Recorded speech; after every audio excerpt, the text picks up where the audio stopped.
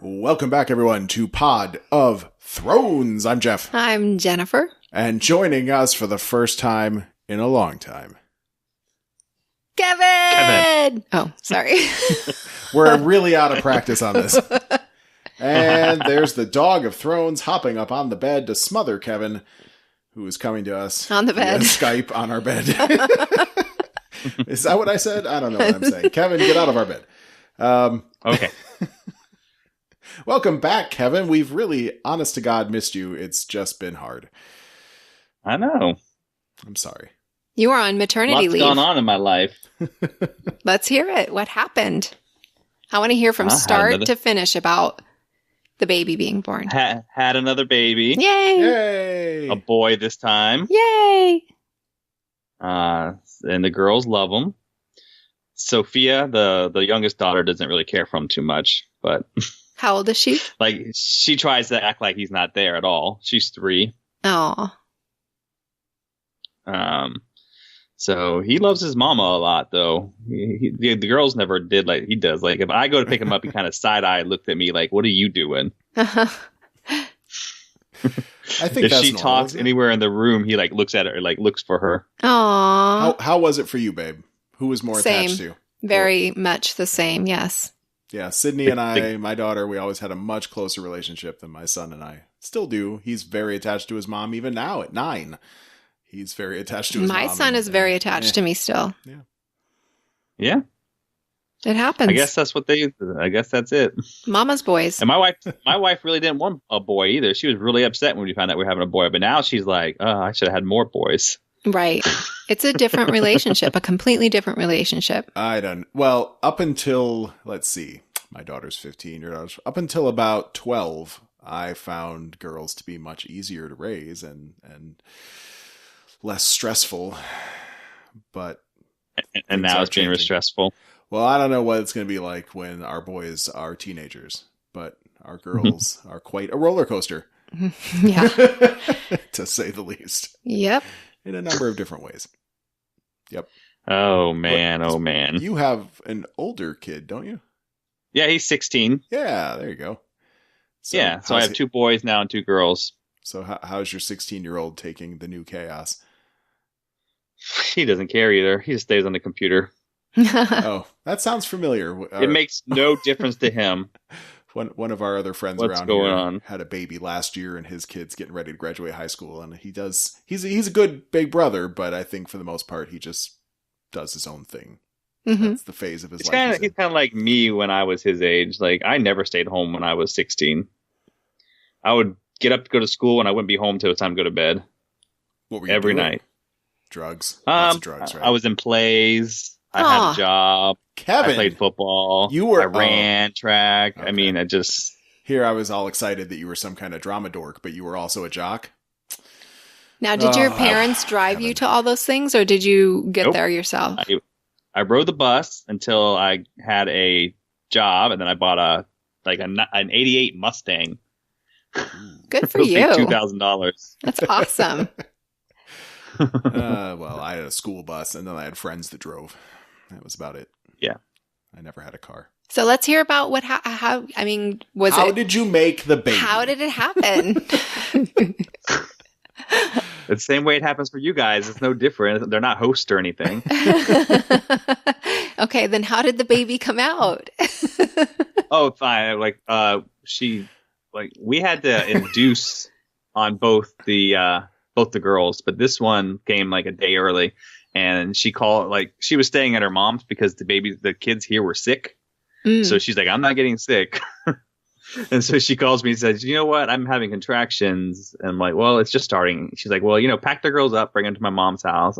And I think they're getting closer together. And then like 3 minutes later, she calls me. She's like, they're like 6 minutes apart. You got to go. And then she moved down like 4 minutes. And like when we got to the hospital, they were like 3 minutes apart. Wow. She was already dilated 6 centimeters. Yes. And everything went, it didn't really go fast after that. Like we stayed for about 10 hours before the baby was born. Oh. But we got there, the baby was born, everything went fine. You a good coach, Kevin? Telling her to breathe. Yeah, I do what I can. I have experience now. Stuff. It's been so long now. I don't know. You got to tell him to breathe. Let him hold your hand. Yeah. Yeah. Well, this one was kind of weird. Something. This is the weirdest one because every time, like, she had to be in a weird position because when she was laying on her back, the heart rate kept going down every time she had a contraction. So they got that stupid little bouncy ball, like a huge like medicine ball, or well, not a medicine ball, an exercise ball, and like put her legs on it, like between her legs, had her like get up on all fours, and then they did it that way for a little bit. It was really weird. All fours? I've seen that before. Yeah. Yeah. Did you have to do that? Me? Yeah. No, I didn't. But I did have to. Like, I felt like I wanted. Nah, I don't want to talk about it. Never mind. Here's the problem. In my head, a pregnant you on all fours sounds really sexy, but in the hospital, it would definitely not be sexy. It would definitely not be sexy. I mean, I know it definitely wasn't. Yeah, my brain knows that's not sexy time. But babe, it's interesting. I'm always. It's an interesting like feeling to have child come out of you. And now I feel kind of bad because I have all this experience and I'm not going to have any more kids. Oh, Kevin. You could be a Lamaze coach. Or you could I went be and make sure of that, even though you tried talking me out of it, Jeff. You could be a, what do you call the nurses? A wet nurse? No, not a wet nurse. Yeah. You could breastfeed the baby. Now, a midwife. Now that you've been snipped, Kevin, you're ready to breastfeed. That's what Jennifer's trying to say. A midwife. A midwife, yeah. A midwife. Is that what you're aiming for, Kevin? Want to give up I think your that's what career? she was aiming for. Oh, okay. They make good money. Well, go for it then, babe. But I don't think Kevin's going to do that. I think he's got all this experience. I tried to talk Kevin out of getting snipped. You did. Did you do it? Did you get? No. Yeah. I was too you did. late. No. I went and got it, and he tried talking me out of it. It went fine. Yeah. I mean, I got like snipped on like a Friday, and like Saturday afternoon, I was up doing stuff already. It really wasn't bad. Good. I hope it stays that way, Kevin. I hope it stays that way.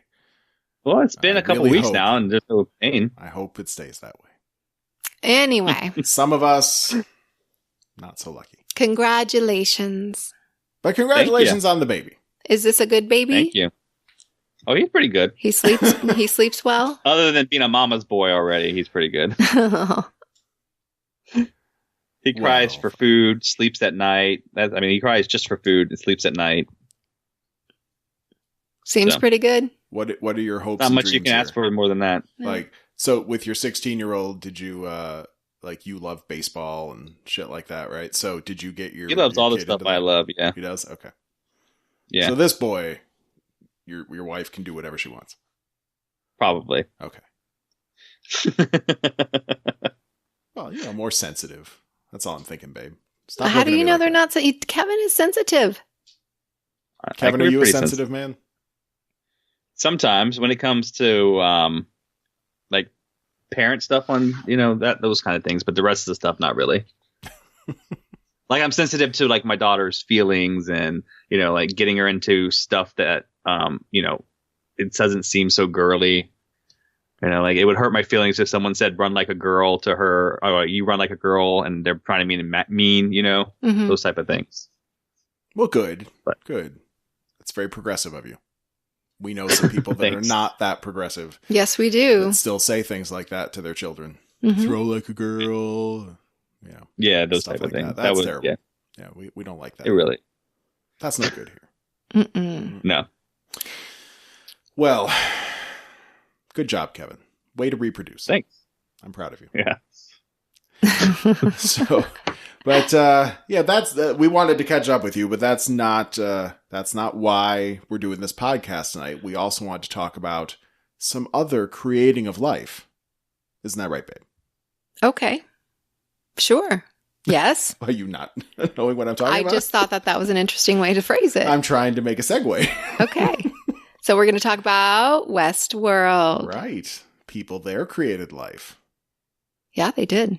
Right. Is it life? We haven't finished. We talked about all the seasons so far, all up to episode 9, right? We never got to episode 10. That is correct. So when we talked about episode 9, we had a couple lingering questions, and you were all amused at the stuff we knew or didn't know or thought we knew and all that shit. And then we watched episode 10 almost immediately.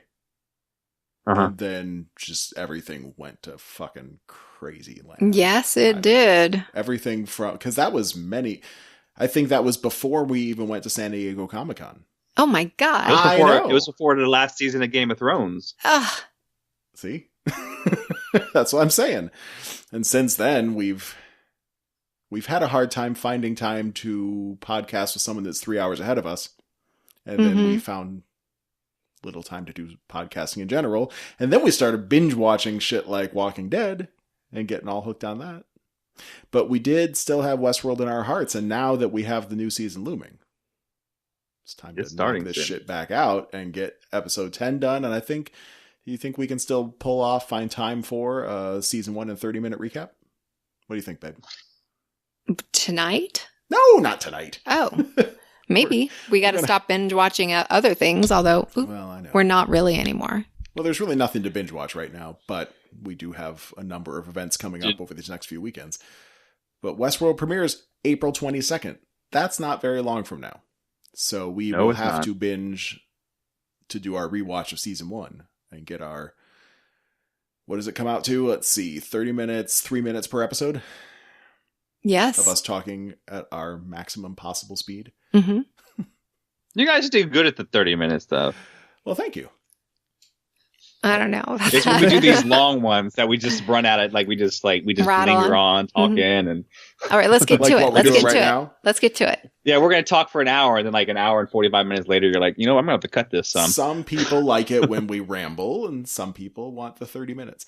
Okay, so yes, what we're coming now to is finally episode 10, which I believe was called the Bicameral Mind, even though I don't have that jotted down in front of me anywhere.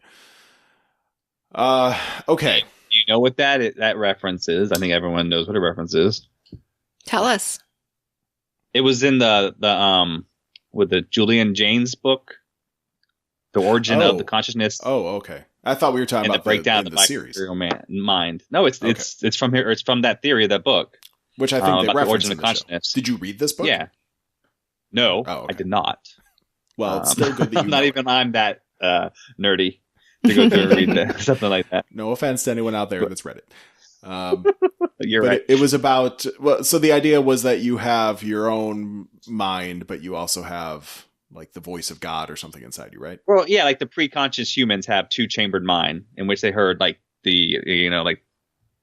I guess maybe a God or I think it was hallucinations, but I guess it could be God, a ruler, something, someone like a chief, someone in charge. Well, it can be your own conscience. I certainly do. When I'm thinking about a problem, I will sometimes have my inner monologue telling me well, this is what you should probably do. So that could be my conscience or my God or my... Well, that's different. That's your internal monologue. That's what they're saying. Like with the two chambers is one is actual, like an auditory voice that you're hearing, and the other is your internal monologue. So it's like the two separate ones. Well, somebody telling you, and then your internal conscience. I guess it's usually my internal conscience. I don't. Well, once you get older, that's when you gain your consciousness. This is before you gain your consciousness, pre-conscious, which is basically what robots are supposed to be, right? Robots are supposed to be the pre-conscious. They're not supposed to have it. So this is their mind. Like they have the authority telling them, which is their programming. So I think they were exploring, Bernard in this series was exploring getting them to their own consciousness where they're hearing their own inner conscious, their own inner monologue. But which in this episode, they touched on it with Bernard and Dolores at the graveyard. That's when she found the maze. And he was talking, she was telling them stuff. She was almost there. When she was talking about who she heard. Bernard and Dolores at the graveyard, or Dolores or Arnold and Dolores at the graveyard. This goes off in so many different directions. The final episode, they really saved a lot. They sure did. They really did. Where do you want to start? Sorry, I just jumped all over the place, but I think that was like one of the first. Well, I printed out a synopsis, but I think it was, and this might be in chronological order, but the Man in Black, who was at this point still nameless, was in Escalante, I think it's called, which is the little town with the church that was buried. Oh, listen, I got to throw this in. There is a Westworld mobile game, and that is the only reason I know that little dusty town is called Escalante. Oh, I remember. I tried downloading it, and I didn't get it downloaded. It's still in beta right now, and I gotta say, it's not blowing me away, and I've sort of slowed down. I haven't been playing it every day anymore, but it's cute. It's all right, and I'm hoping that they'll add more stuff to do in it. But as it stands right now, you get to raise up little hosts, and you level them up and send them out to fuck people, and then but how good they fuck people is based on their attributes versus the attributes of the guest, and what that person's looking for. So it's just sort of like a matching game, but you have to have a wide array of hosts, and then you build this little underground Delos where you keep all the inactivated. Either they don't have that room yet, but I'm sure it's coming. There's no creepy warehouse room, but you can disassemble your host to feed them to other hosts to make them stronger. So it's kind of cannibalistic. Interesting. All right, back on task. Anyway, so Escalante is the little town with the church. Okay. That's why I know. All right. Dolores was there in real time, which is when the Man in Black got there. Right. And this is where all the time skipping multiple plotline shit comes together. And it wasn't clear, even though we may have started to suspect it, and I'm sure a lot of people did, but it wasn't really clear until after this whole confrontation with Dolores and the Man in Black. Right. So he wants to find the center of the maze, and he wants to find Wyatt, and I suspect he thinks that Wyatt is in the center of the maze, because there was the myth of this guy, right?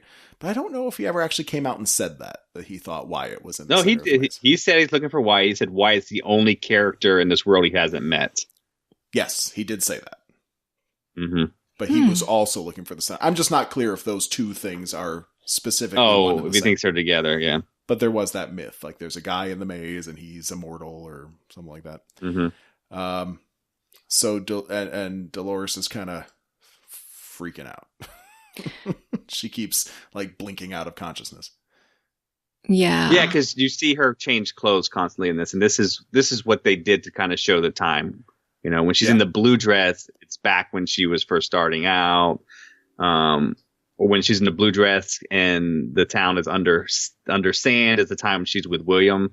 And then when she's in her badass clothes with older William, with the Man in Black. Who's older William? What talkest thou, Kevin? Well, yes. At the end of this confrontation with him, she tells him that William's coming for her, and he just laughs at her and then explains what happened to William. That might have been the saddest part, is that she's like, fuck you, old man. There's this guy that loves me that's coming for me. I am that man. And then he slaps her around and shit. How could he? What a dick. I can't wait to see why he's so hateful. She fought back. She did finally fight back. She fucking, I don't know. She didn't break his arm, but she fucked it up a bit. Like dislocated the shoulder or something. Yeah. She did fight back. He was holding it funny for the rest of the episode, which I really loved. Mm-hmm. But yeah, I mean, she winds up digging up in one of those little graves. She digs up a coffee can, and inside the coffee can or whatever that was this little maze toy.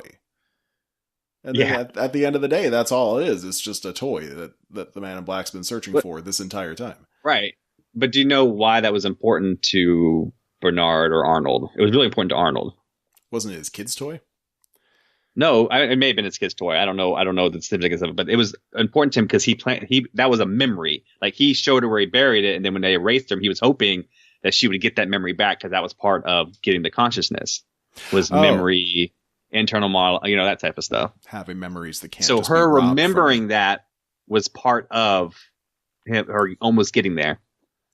I didn't think about it that way. Yeah.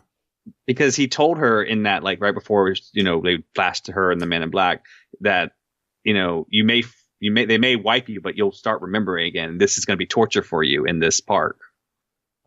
Okay. Mm-hmm.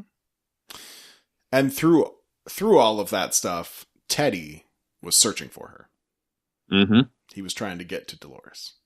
He didn't quite get there before she started to get her ass kicked, and then she kicks some ass, and then all that. But Teddy comes back around at the end again, doesn't he? So yeah, all this whole scene had a lot, and when I was watching, I thought about it a lot, because you see her at one point killing all the hosts, and at the beginning, it was basically her killing all the hosts.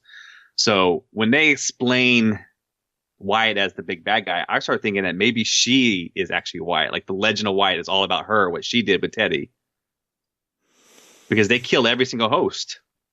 Well, it is, right? Wait, that's what you're saying, right?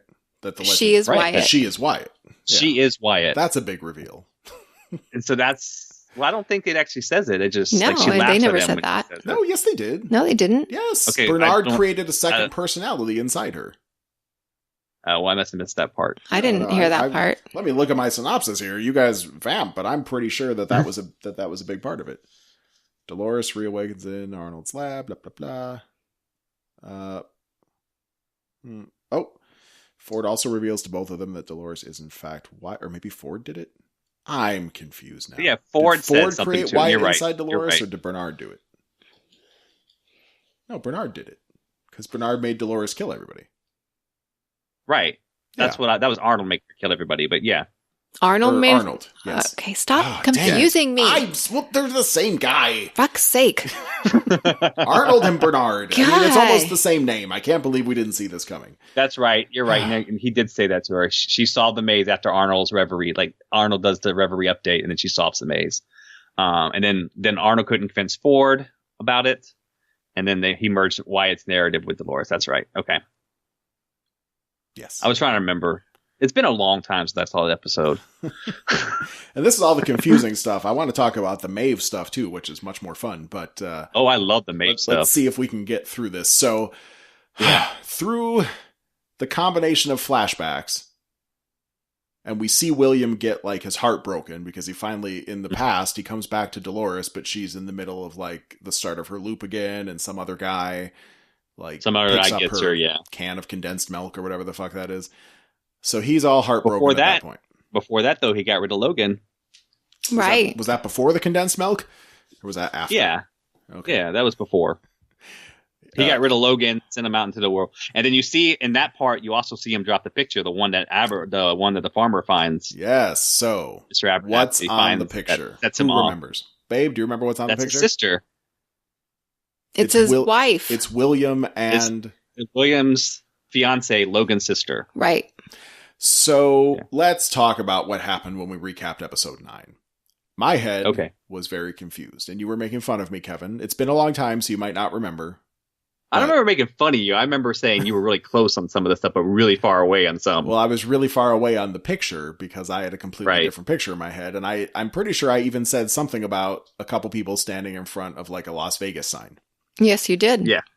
Do either of you remember what the fuck that was about? Because I do. I know why I was so confused. No. No. There was a recurring picture that kept coming up in Misfits. Oh, the show I never watched Misfits. That we watched and recapped. You never watched that, Kevin? Oh, shame on you. It's fun. No, show. but it has Ramsey in it, doesn't it? Right. Yes. That's why we were watching it. This was how we got to know Arthur. Arthur told us that we should watch that show, and he was right. It was a great show. But there was a picture that kept showing up in that show of a couple of the characters in front of a Las Vegas sign. And it was one of these like little like, why is this a thing and whatever. And it didn't turn out to be a super big deal, but it was sort of like a future prediction. And that was the picture that wound up in my head from episode 1 when you saw the picture, but it didn't mean anything to you because you didn't know who the people were. So for like episodes 2 through 9, it became the Las Vegas picture in my head. Gotcha. Okay. So you were wrong. I was super wrong. And it's all Arthur's fault, I guess is what I'm trying to say. All right. Damn you, Arthur! I think in episode 9 you said that Wyatt was Logan and you couldn't be William, and that's where I was like, okay, like why can't it be William? And then you told me like something weird. I was like, okay. Did I say I think the Wyatt was Logan or the Man in Black was Logan? No, I'm sorry. You said that. You guys are confusing everybody. You told me that the Man in Black could not be William and had to be Logan. Oh. Well, that was stupid of me. I know, but I tried not laughing at you to give it away, and I didn't. I think the first time we met William and Logan, I felt pretty sure that William was going to have a downfall, that somehow the roles were going to flip. But then as the episodes went on and Logan was just being more and more and more of an extreme dick while William was falling in love with Dolores, that started to seem impossible. So I probably figured, well, then maybe it's the obvious thing, which is that Logan, who is the dick, is maybe the Man in Black or something like that. That's a possibility. But here's what really happened, okay? It all just went to hell. Yes, let's hear. Here's why William became the bad guy. The Man in Black. Because he spent all that time in the game with Dolores, and then it just got deleted. So what do you do when your save file gets deleted? Quit the game. You go crazy. You go on rages. So he just decided to become the bad guy because all that work he put into Dolores didn't work. That's true, actually. If I was playing a game and I was trying to be careful and meticulous about it, and then one day, my save file got corrupted or something. Oh my God. I might restart the game and just be, you did this in Skyrim. I did this. Oh no, not only in Skyrim, but I also did this in, what's that game we were playing outside? What's that game? Ingress. Somebody stole my portal that I had been saving. I was like at 299 or something. Do you remember that? Oh, the 299 days. Yes, I was going to get a badge for it, and somebody stole my portal, and I was so mad. I quit the game. It was all cheating. Yes, it was. Somebody cheated, right? So see, because his save file got deleted that he worked so hard on, he decided to go crazy and be the bad guy instead. Well, and when you did this in Skyrim, babe, you just started going through a town killing everybody. I killed everybody. So that's kind of what the Man in Black was doing. Yeah. Well, the one thing I don't understand, and maybe it was just the way he was trying to cope with trauma, or maybe he is legitimately a psychopath. I don't know. But if he loved Dolores and then was heartbroken that her memory got reset all the time and she could never remember all the love that they shared, why is he raping her all the time? Yeah. That's fucked up. Something has happened more. Like, he's not a good guy. Well, I mean, he does it because he realized it doesn't matter because, he spent all that time, getting to know her and, here's the doing thing. an adventure with her, and then she just forgets him. He could go get a hooker instead. Or he could even But he's ask. mad at her. Well, he can't be mad at her. She's a robot. That's where... he was falling in love with her. Well... But she's still a robot. I mean, he knew that. I understand. You have to actually have a bad heart in order... I'm not saying like a faulty heart. I'm saying like a mean heart. You did this in Skyrim. But that's not the same thing as... it's not the same thing as doing it in real life. Well, she wasn't in love with someone in Skyrim. She was just pissed that the game went crazy. I understand, but he's pissed. He's upset. He worked hard and it didn't work. So he's just like, you know what? My actions don't matter. So I'm going to do whatever I want. I could even see you doing that once or twice, but it seemed like he was making a regular habit out of like torturing Teddy and then raping Dolores. Like, there's video games you can buy right now. I've read reviews of them before where you can just rape people, but and I tend to think that that's probably not good for you. But that's also not the same as doing it in real life. Well, and it's not the same as doing it in real life with your own body. But they're robots, so it doesn't matter to him, is what he's saying. That's what the whole entire his arc at the end when he's talking to Ford. We'll get to that, but. He tells them he wanted the robots to fight back and not just be, fodder for him. Well, he didn't want them programmed to lose. Yes, is what he's telling them. And I can't remember if it was part of that conversation or if it's something from the season 2 previews, but there does seem to be an aspect of the Man in Black, or William, I guess we can call him now, where maybe he was hurting the robots and, God forbid, raping Dolores, hoping to push them towards life and humanity and sentience or whatever. But it's kind of a fucked up way to do it, isn't it? Could be. I mean, he killed Maeve's kid. Yeah, well, and she's alive. I'm sure that did help push her towards that inevitable end. And that's the whole thing that Arnold was fighting over, He was saying, look, they're so close to consciousness, they're going to remember this stuff when they get it. So it's going to be a nightmare. It's going to be hell. But at the time, I mean, they weren't remembering it, but... At the time, Ford wanted to push the park open. Yeah. He didn't care. He didn't believe Arnold. Yeah. And Arnold was right. And then Ford, who seemed like a villain all this time, too, this was his final masterpiece. It seems like all this time he's just been trying to finish Arnold's work. He was the one that pushed the reveries because he wanted them to start having those little memories because he wanted them to be alive. Yeah. Or at least he wanted them to be alive to honor his friend. Which is nice. But again, like, did he have to kill, what was it, Teresa? Well, she was going to stop him right before he got where he wanted to be. She didn't have a good life anyway. She was smoking. This is the future. They probably cured cancer by now. Maybe you could just have a new set of lungs printed for you, and you could be like a cyborg, half human, half host. That'd be awesome. Really cool, actually. Well, I mean, they kind of do have that in real life. Yes. Well, artificial. Do they have artificial lungs? No. Oh, we have artificial other stuff. You're right. They're getting there. We're getting there. Someone's building an artificial pancreas right now. Yahoo! Yay! That's particularly exciting in our house with the diabetes. Yes. And all.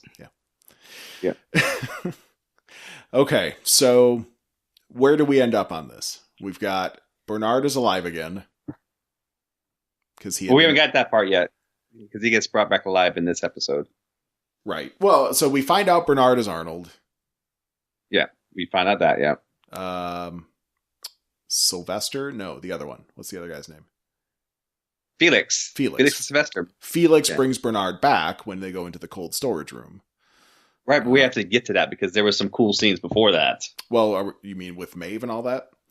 No, with yeah, I guess it was Maeve, but with the host coming online with Armistice and Maeve and the Snake. Hector. I think yes. we should cover that in full detail because some of it was pretty sexy. I know. But what about the Ford Bernard stuff? So is there anything big that we've missed at this point? I mean, I think no, not yet. No, because I think the only thing we saw with them together was in the past when Bernard was trying to stop Ford and was Arnold trying to stop Ford really. And we can save and Ford wouldn't have any of it. We can save the very, very final scene for the end of this little discussion here. Yeah. All right, so let's talk about Maeve. Oh, Maeve. Oh yeah, Maeve. I love Maeve. Some people don't like her. I like her. I like her better now than I did when she was a robot or mindless robot. Well, as the Madam of Sweetwater, she wasn't really that interesting. She was okay, but I didn't find her that interesting, no. No, I like her better as a badass. Oh, yeah. Huge badass.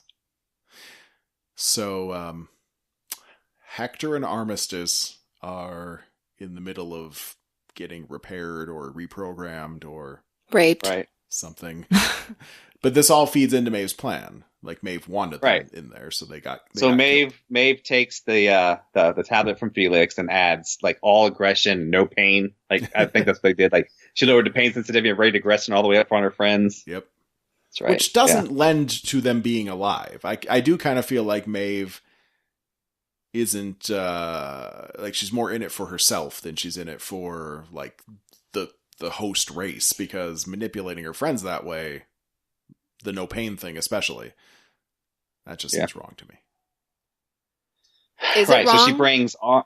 Yeah, it's wrong because she's using them as tools, as just but they're just robots. They're the war. But so is she. If you could feel no pain, if you were going out into battle, wouldn't you make yourself feel no pain? No.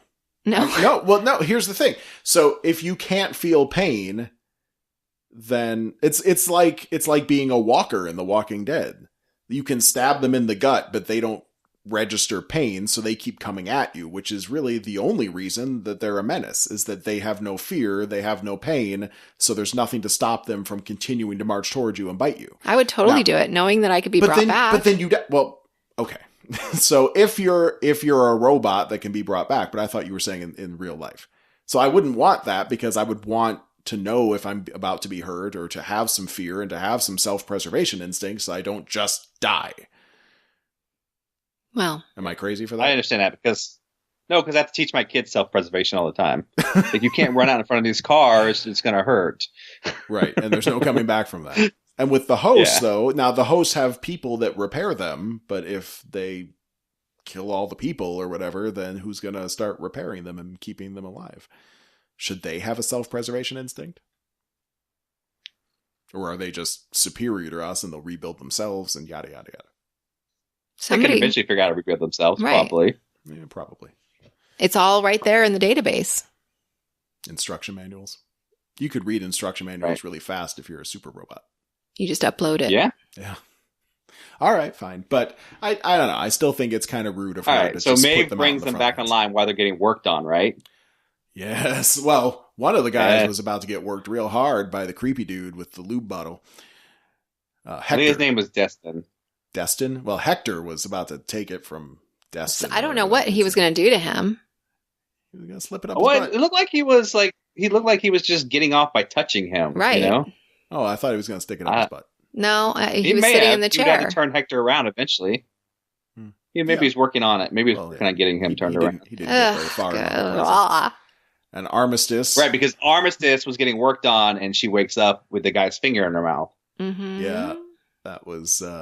Did she bite it off? Yes. She did. She bit the tip off his finger. She took a minute before she spit it back out, too, and stuck it in the dude's eye socket or something like that. No, she stuck it back in his mouth and forced him to swallow. Oh, okay. Yeah. Eat your finger. Basically is what she did. So they go on a fucking rampage, and it was beautiful. Yeah. It really was. It was a lot of gunplay more than hand-to-hand stuff, but still... I loved the reaction. Right, when they found the machine guns. Right. That was hilarious. Hector was just like, what is this wonderful toy? This is no pistol. Yeah, that was pretty nice. And they did that cool thing in the room where they're all like standing still and pretending and then, catch the guy by surprise. You've seen that a bunch of times in every movie with a human robot, but I still love it. It's still a good trick. Yeah. Right. Yeah. Well, before they went on a rampage, they actually went down, and that's when they brought Bernard back alive. Yeah, in cold storage. Mm-hmm. And there was just the one guy missing from cold storage. Do we know what happened to him? That was Dolores' dad. Yes. Right. They earlier in the episode, what's her name? Veronica? Is that her name? No, Charlotte. Charlotte was talking about they loaded him up. Yeah, sending Peter Abernathy out and trying to get information out. And I think what she was doing was sending copies of the host or the files or something out so that it didn't matter what Ford knew, that anyone could make them now. I don't know what she was getting rid of, but she said it was out, I guess is my question. I'm trying to remember. I'm not sure. Let me see. That would be awesome if he did, because that means we get to see him in the future have a relationship with Dolores that's real. Oh, I don't know about that. I think he's still kind of No, she put him on the train to go out into the world. Oh, you're right. That's right. Yeah. But in that place, they did fix Bernard. And they did fix Bernard, and Bernard kind of explained to him a couple things. And that's when they started to get heat signature down there, and that's when they sent the guards, and then all hell broke loose for them. Now, my favorite part of the escape, and I'm sure I'm not the only one, not so much the violence or Armistice being naked for a while, but the previews of what else is to come. Oh, yeah, like the Samurai World. Samurai World. And now we know that's going to be in season 2. It's been in the previews. Have you watched the preview, babe? I don't know. I didn't watch the preview. I watched the song, and I sent it to you. The song. I'm trying to avoid... yeah. Well, that was the preview. That was a preview. No, I just sent the music. I didn't think I sent the preview to you, did I? It was a preview video, yeah. No, all I sent was... Well, I just sent because I like the song so much. Okay. I didn't really pay attention to what was on the thing. It wasn't like there was no words in it or anything. What was... No. What? It was the... I sent you the video. Kevin. I sent you the video. Kevin, you sent me a preview of Westworld Season 2. It was with music. That's not what I sent. What I sent you is Westworld 2 heart-shaped box. Yeah, heart-shaped box. Right. No, it was the preview of the fucking show.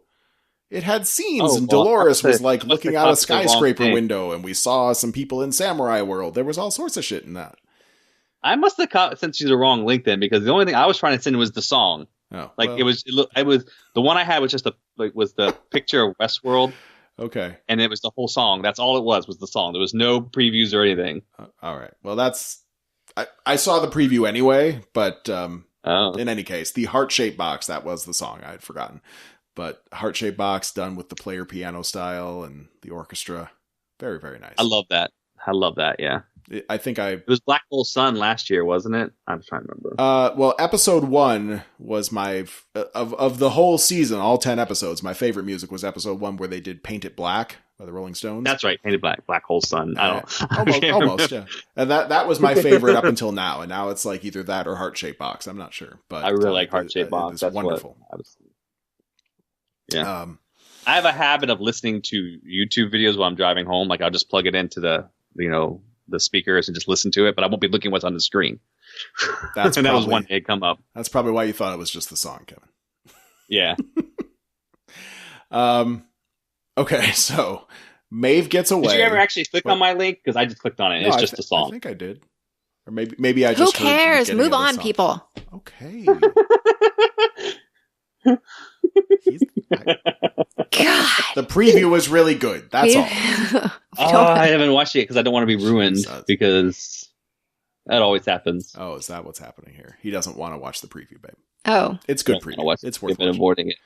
It tells you nothing, but it does show you some cool stuff that's coming in terms of it shows you the Samurai World. It shows you Samurai World's going to be there, which is awesome. Oh. And it looks like, well, all right. So Maeve gets away, or almost. And she goes to Park 1, doesn't she?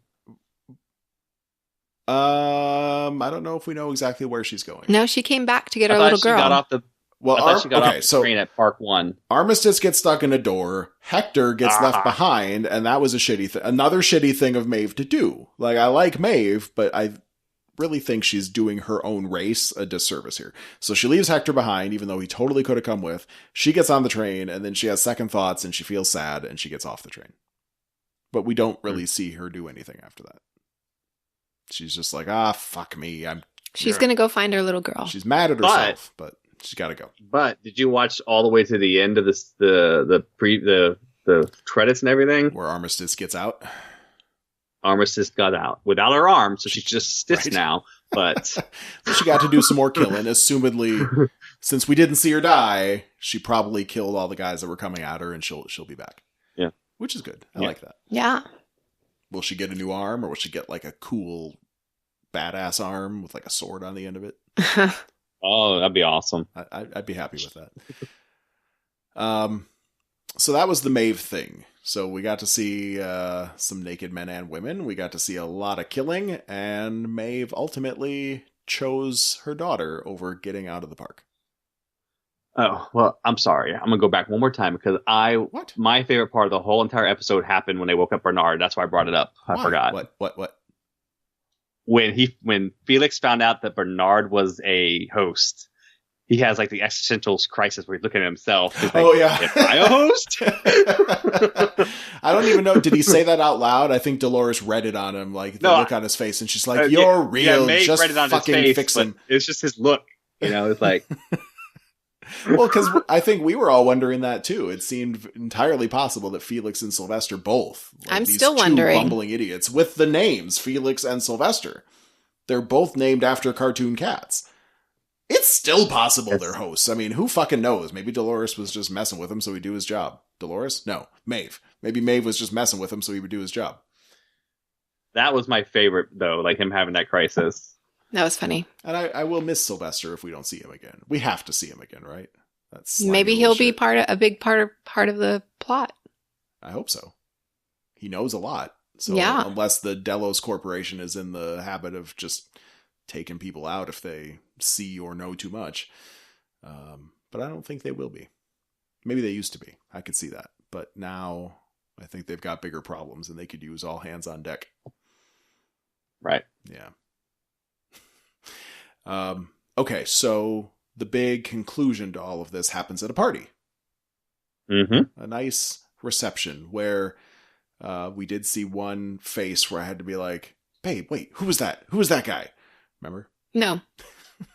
So they're doing all like these parlor tricks and shit, and Teddy's, showing girls how to shoot, and they're all swooning over him. But there was one guy in the crowd of the hosts that was, they were performing for the humans, and he had this big old mustache, but still you can't miss that face. And it was the character that we know as Simon from The Walking Dead. Oh. You don't remember us talking about this? All right, never mind. No, I do. Okay. Well, he's there. He's cool. I like him. All right, so doing the party, right? Yep. And we see during the party that Lee walks into cold storage, and it's completely empty. Yeah, that's scary shit, man. I mean, that That room is kind of scary. When he walks in and it's empty, I'm like, oh shit. That's about a to go lot down. of hosts. That room never should have existed in the first place. I don't know what the hell they were thinking, but they deserve whatever comes next after that room finally clears out, because that was creepy shit. Whew. Yeah, so cold storage empty. So they go back to the gala. Ford comes out and he's going to give a little speechy speech. And he and Charlotte had talked earlier. She's like, hey, buddy, you're out. We're retiring you. And he's like, okay, well, I'll just introduce my narrative and then I'm gone. And everything seems all hunky-dory. She's like, wow, he's actually going along with it. And he gets out there and he gives a nice speech. A good final performance from Anthony Hopkins. Mm-hmm. And then it right. all Dolores leads up to Dolores. Whispers in Teddy's ear, right? Teddy says it's all going to be all right. And then it goes to shit. So, like, Dolores and Ford had talked, but it must have just been some of her programming, right? Because it never really came up of like, I'm going to give a speech tonight and I would like you to kill me. It was more like, here's the final piece of your storyline. We're going to unlock that now. Mm-hmm. Yeah. So Ford had that plan all along. He got himself so shot Dolores in the head. Walks up behind Ford, right? Yep. And then Bernard says the thing that we heard in the first episode. Oh, yeah, as he's processing it in his head, too, still trying to figure it out. He says, these violent delights have violent ends. Mm-hmm. Blam. Charlotte. What happened? Looked a little surprised. At least a little bit. Ford gets shot in the head by Dolores. Right. Which, of course, she's not supposed to be able to do. Mm-hmm. And that presents so many questions. Like, they normally can't hurt humans. Was that all in their heads as hosts? Did they have some kind of thing in their programming that would make bullets not fatal? Isn't that like the laws of robots? Like, well, number one law is you can't hurt a human. Yeah, yes. Yeah, the Asimov laws of robotics. Yeah. Sure. Yeah. Absolutely. That came up in You can't hurt a human. You can't let a human get hurt through your inaction, stuff like that. Right. But yeah, whatever used to make those bullets shatter on impact with a human did not work on Ford. Maybe he just gave her a special gun. I suppose that's possible. But maybe not. I don't know. I would love to know. Well, somebody gave her a special gun, remember? Who? She gave herself a special gun, didn't she? Well, she had one that she like buried it and then she found it. And I feel like that was the gun she used. Was that William's old gun? I don't know. Or her old gun from her adventures with William back in the day. It was a gun that worked. Anyway. Yeah. All I know is when you start seeing the figures emerge from the tree line. Oh. Right. And the person that sees all them the people first, from cold storage. Well, the person that sees them first is William, old William. Mm-hmm. But that's where it got really intriguing, and I assumed he would die, but he didn't. But he got shot. And then he looks at them. In the arm or something, and he looks at him, and he gets all, like, tingly and excited. Like, you can feel him getting hard. Ew. Ew. That's what he told Ford that he wanted. He wanted the host to fight back. Yeah. Yeah, because now the stakes are real. And I don't know if that's just he wants to play the game more, or maybe this is where he's finally going to find true love or something. This is what he's been looking for the entire time. Now he could rekindle something his real romance with Dolores. She's real now. Mm-hmm. You think he's going to try to seduce her? No. I think he's too old for her now. She remembers. Yeah, she remembers. So he gets shot, and he looks up, and it's Clementine who shot him. Was it Clementine? Mm-hmm. I don't remember that. It was all dark and shit. But Clementine was like, she was lobotomized. Right, she was brain dead. She's getting better. So yeah, I mean, that's kind of how the show ends. So you got Dolores and some of the other hosts. I can't remember if Teddy was participating, just shooting humans whenever they could. Teddy, I think Teddy was disturbed the whole time. He was, yeah, okay. So he was more just like, what the fuck? What's going on? What's going on? And it's certainly, like, that's some very un-Dolores behavior, and that's the woman he loves. She's had that behavior before, though. I mean, she's Wyatt, right? So yeah, but she's gone and killed a whole entire town. Not humans, though. But You're right. He doesn't remember that. He remembers Wyatt, and he remembers participating. You're right. In He doesn't remember. Yeah, in his head, Wyatt is a dude at the very least. That's right. So yeah, humans are getting massacred everywhere. The army's coming out of the fucking woods, and the Man in Black's excited, and then that's basically how it ends. With the tree, with all the hosts surrounding the humans, right? They're coming. They're coming at them from the tree line, right? Yeah, and that's about it. But as we talk about this whole Wyatt thing, and how Dolores is really Wyatt, there's still a lot of mysteries left, because there's that whole like cult. And there's like whatever the faction is that has like the big berserker guy with like a bear on his head or something. Right. He's all fucking unstoppable and beating the shit out of people. And Angelina, what the fuck is her name? The blonde girl. Anyone know what I'm talking about? No. From where? She's the host that took out Teddy, and she was the one that first gave William his clothes when he first got to Westworld. Right. Oh, yeah. Elon Musk's ex-wife. Yes, her. She is Elon Musk's ex-wife. I think her name is Angela. You might be right. But she was talking to Teddy about, like, you know, he is coming, and I think she was talking about Wyatt, but she clearly doesn't know what's going on either, and I definitely looking forward to seeing how some of that stuff evolves, because there's like a Wyatt cult. And if they don't know that Wyatt is Dolores, and Dolores doesn't quite understand that she's leading a cult somewhere behind the scenes, I think there's going to be some interesting team meetings later on down the line. You're not kidding. Maybe they can transfer Wyatt into a new consciousness so that Dolores can be free. That'd be all right. That would be. I'd be okay with that. Or maybe she'll be this split personality, sometimes nice, innocent girl. Well, Wyatt was somebody else maybe before. Yeah, and they've just merged it into her head. Right. True, that's a possibility. We know that Bernard put Wyatt into Dolores, but maybe he was his own character once. The ultimate bad guy. But then that's the truth. But then Ford put the storyline into Teddy, where when we first started the show, Teddy didn't know anything about Wyatt, but then Ford put the storyline in Teddy's head, where then he knew about Wyatt and had the memories of having once worked for Wyatt, and now I'm getting really confused. It's going to be good if we rewatching the show so we can do the 30-minute season recap. That's going to be good for us. Yes, I think we'll see a lot more. A very helpful thing to do right before season 2 premieres. You should watch it too, Kevin. You should rewatch the whole thing from scratch. Yeah. I'd invite you to join us on the 30-minute recap, but there's just not enough words. We really have to hurry. 3 people is probably too many. It's nothing personal. I don't want to do 30-minute recaps, because then I have to slow down. Yeah. I still think you should set up the rap for her so she can get her Jennifer doing some rap. I can rap a whole episode. Yeah, that'd be fun. That would be a great gimmick. I don't know if I could pull that off, honestly. That does remind me of another unfinished project in my queue. It does involve you and not rapping, but maybe singing. Oh, yes. I gotta get back to that. Mm-hmm. Fuck.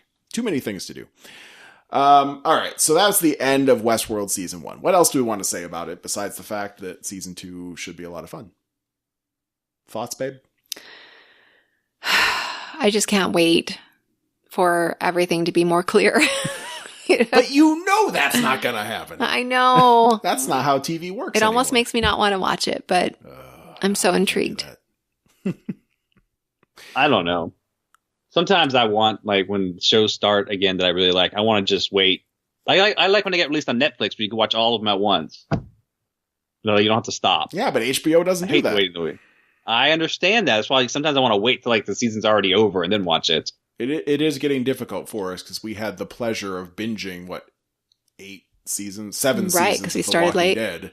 Oh, when we finally started watching that, and then 3 seasons of Fear the Walking Dead when we started watching that too, and 2 seasons of Into the Badlands that were just ready to go. But now all this shit's Walking Dead's about to be done, but then Fear and Into the Badlands are about to premiere. Westworld's about to premiere, all within a week of each other. 3 shows starting. We ain't got time for that. Well, we're gonna have to try. Westworld will be our top priority. we'll try to do the old same night dealio, right, babe? And I'm just killing time till Game of Thrones is back, really. Well, that's what we're all doing, isn't it? And we can do some Game of Thrones stuff too, and we'll find some. I'm telling you, about, like, I've been so out of it with them. Yeah, I'm starting to forget names of Game of Thrones. Like, I was trying to remember Howland Reed name the other day, and I couldn't do it for some reason. I'm like, oh, what's his name? It's driving me crazy. Well, yeah, I mean, what kind of Game of Thrones fan would forget Howland Reed's name? Not us. I was talking to someone who started watching the show. Like, she got through all the seasons, and we were talking about Jon Snow stuff. It's like, well, is anyone going to believe her? There's no one alive that knows that. I'm like, well, there was another person there, and I was like, oh crap, what was his name? I might not have remembered that in the heat of the moment. Probably not. I've been forgetting more and more too. But I usually remembered all the names. I don't know. We're not going to rewatch the whole series again, are we, babe? I wanted to for a while, but that would take a long time. I will. We might. I'll definitely. 60, 70 hours? 65 hours? I'll be watching every single episode again. Really? I think we're going to watch some highlights. Something that I think would be fun to do, tell me what you guys think, is to do some of our favorite episodes as a commentary track where people can watch along with us. Yeah. Would that be fun or what? I don't know. That would be kind of fun. I've listened to podcasts that have done commentary tracks for other stuff, and I think it's a good time. Okay, Yeah. well, you'll have to show me how that works. Like, we would have our headphones on, and we're watching Game of Thrones, or maybe on mute with subtitles, something like that. And then we just talk about, our favorite or least favorite things. Maybe we pull up some trivia, find out some behind-the-scenes shit. All the fun stuff. Yeah, we definitely do. I was thinking about doing something like that. Yeah, I think that'd be a good Especially for people who have seen the series, because... Well, of course. There's so much that happens that you would like to point out, hey, this is important later on. Do you remember this? Right now is when I introduced, like, for example, the first season, Stannis. He's not, you don't actually meet the character really until the second season. But in the first season, they mention his name a couple times. And if you didn't pay attention to them saying his name, you would have no idea who this guy is burning people at the stake the next year. Well, yeah, and when they mention him in season 1, he doesn't sound that bad. But when you see him in season 2, it was like a quick mention too. He doesn't sound it was great. like a quick mention too, like, where's Stannis? Oh, he went back home. That's all it is really. Well, yeah, and like Ned was going to support him over Renly. At that point, Renly ran away. Right at that point, we thought he was a good guy. Yeah, well, and Ned vouched for him basically. Mm-hmm. Ned was like, well, he's an all right dude, and he's next in line to be king. I don't think Ned really thought he was a good dude. But I don't think Ned would have done that if Stannis was a child burner, tyrant, a murderer, a Joffrey type. I don't think at that point. I think he would have listened to some reason and been like, "Well, Renly does have charisma and decency." Yeah, but he thought Stannis was not a charismatic guy. He thought Renly was right. I don't think he would have backed him at all if it's like a popular thing. I think he did just because he was next in line. He was older than Renly. He was older brother. No, I'm agreeing with you. I'm agreeing with you, Kevin. I'm just saying, like, he didn't think he was a good guy. Like, it was nothing to do with you thinking he was a good guy. Maybe we thought he was a good guy because. Okay, he didn't think Stannis was a bad guy. I do not believe. He just thought. Like, Ned was all about following the rules and all that shit. I get that, but I do not believe that he would have backed Stannis for being king over Renly if he knew that Stannis was like burning people at the stake and doing like creepy fucking black smoke voodoo pregnancy magic and shit. He would have. I don't think he would have. He would have. I don't think he would have. I think he would. I think he would have gone with I wouldn't think he would have. No. He definitely would have. No. Ned's about doing what's right. He wasn't going to back Renly if Stannis was alive. He just wasn't going to do it.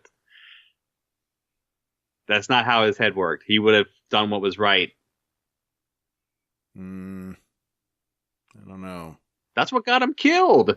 I know that's what got him killed. I mean, but he had everything available. But you think if he knew he was burning people at the stake, he would have been like, you know what? Maybe I will go with Renly. This is a good reason to rewatch, I think, Kevin, because I think you're going to find I'm right on this one.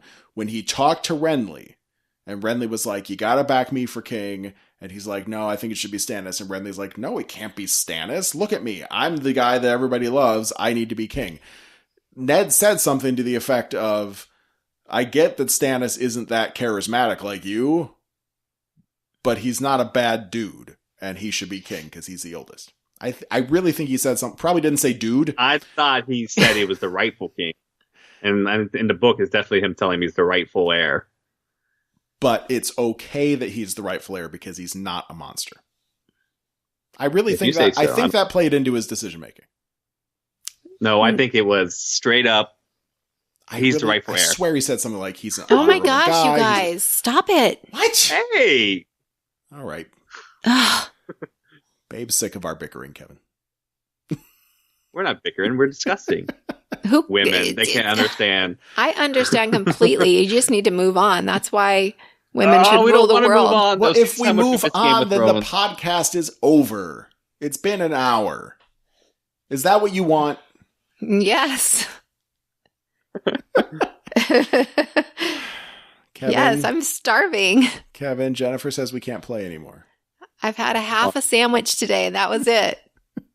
Hey, we did one podcast without Jennifer, but we need her. No, yeah, we're really no good without her.